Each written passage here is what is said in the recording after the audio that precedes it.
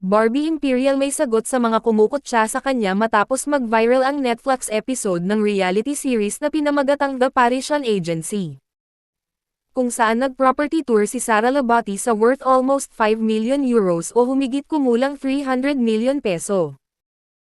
Inulan ng bash si Barbie, at inihantulad sa kino-consider ng mga netizens na low-class na mga produkto.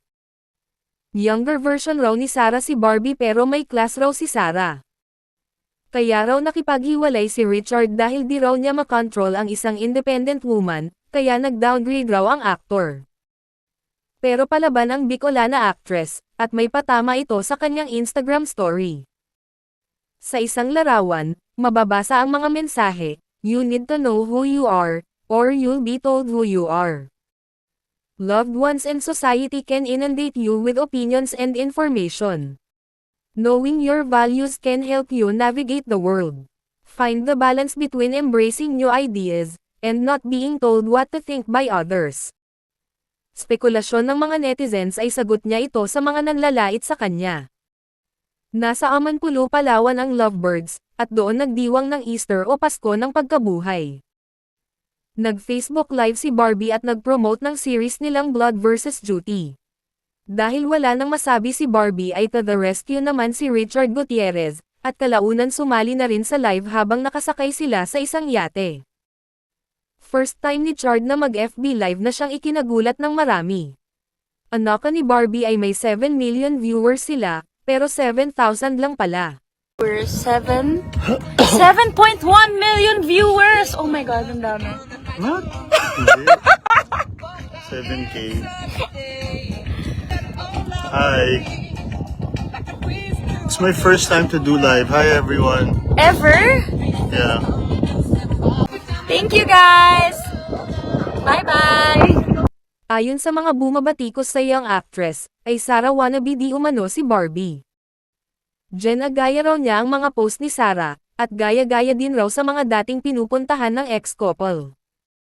Dati nagko-congratulate pa sa kasal nina Sara at Richard, ngayon, pinalitan si Sara at naging kabit. Na pinasinungalingan naman ito ni Barbie, na hindi siya naging third party.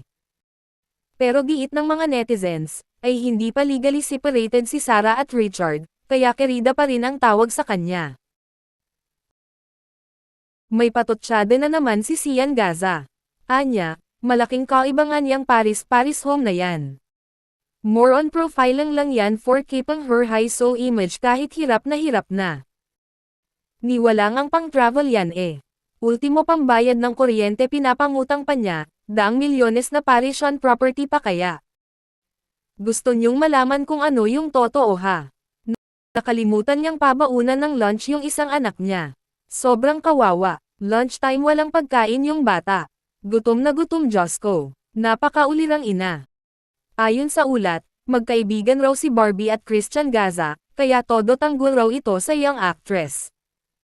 Marami rin ang nagtanong, kung saan galing ang budget ni Sara, na hindi naman raw A-lister showbiz personality ang model actress.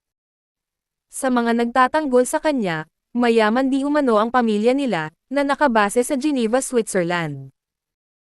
At kung hindi naman raw tunay na mayaman, may magandang housing loans ang ibang bansa, kaya hindi impossible na magkaroon si Sara ng property na ganoon kamahal. At bukod pa riyan, ay marami raw endorsement si Sara ng mga luxury brands.